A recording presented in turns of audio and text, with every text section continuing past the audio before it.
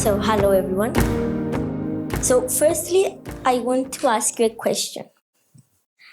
Do you consider yourself normal? So, for me, the word normal started to take shape when I was around 5 years old. I was a 5-year-old child that had questions about everything.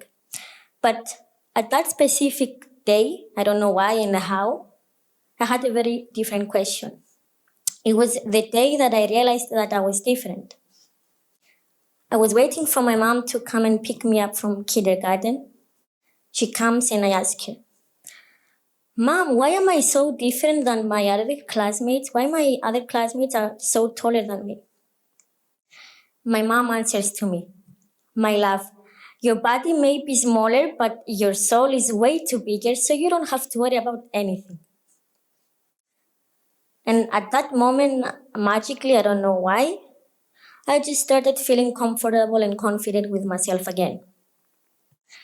This was a day that I will never forget because, obviously my mom keeps reminding me of it because she is and she was very proud of the answer that she gave me. And why shouldn't she be proud? Because the answer that she gave me, it was the answer that I needed in order to be confident right now.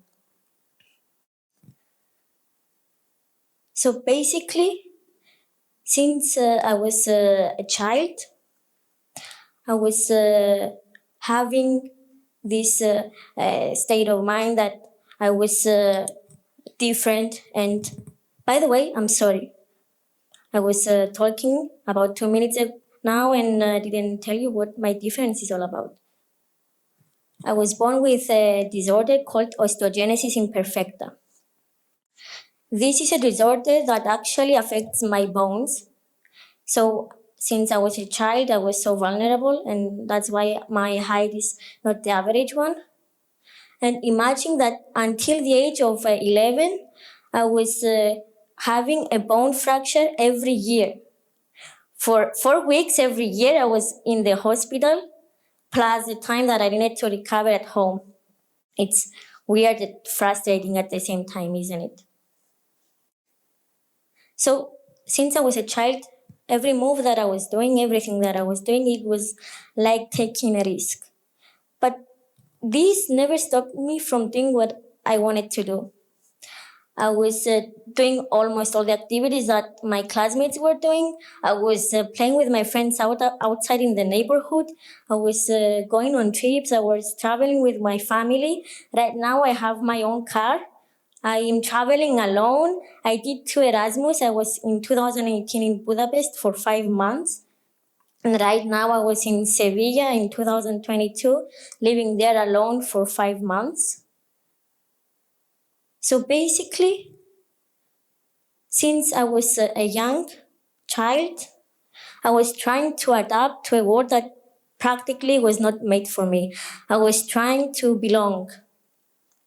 And because, humans have that instant need to belong and to feel like everybody else. But whenever I think about it, I question myself. What does it mean being everybody else? What does it mean being normal?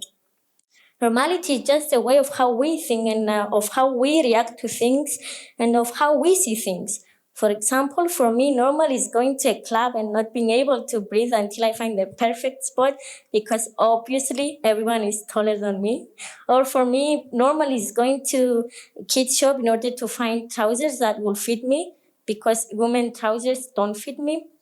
Or normal for me is going to a gas station and having to use my phone's camera in order to see the buttons because again, the machine is taller than me. All these things for me are normal and it's totally okay. Because all these things, all these differences gave me something more, gave me some superpowers. All these things gave me values that I wouldn't have it if I didn't have this disability. Flexibility, solution orientation, positiveness, optimism, patience. A couple of weeks ago when I was in Sevilla, I wanted to go to see my friends that were in a city near Lisbon. It was Saturday. I booked the ticket on Saturday and the bus was leaving at 8 o'clock in the morning. Sunday. I was in the bus station 15 minutes earlier at 7:45, and I was so proud of myself because I was 15 minutes earlier and I'm always late. I'm trying to find my bus. I don't find it. I ask around, they don't know where it is. And I say, okay, something is going wrong. I open the ticket and I see that the bus is leaving from the train station. The train station was 15 minutes away and I had 5 minutes to go. Did I have time to go? Of course not. At that moment, for 1 second, I panicked. But then I said to myself, okay, you will find the solution. And for some reason, I was feeling it. I was feeling positive that I will make it to Lisbon. I search on internet and I see that there is a bus 1 hour after that. I'm trying to book, it's fully booked. For 1 second, I'm panicking again.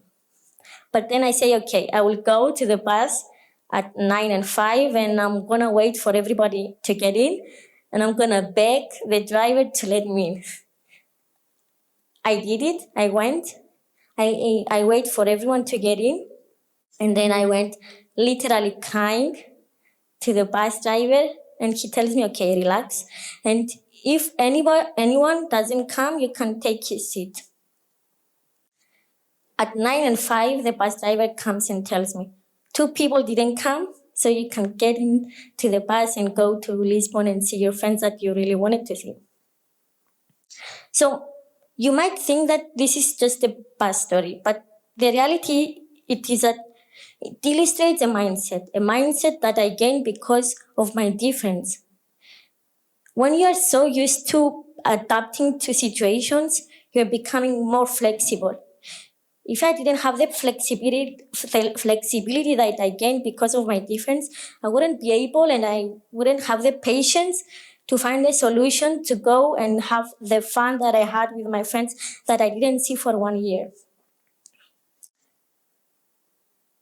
I want to ask you a question. What is the first question that you make when you first meet someone? It's just a question to think. How old are you?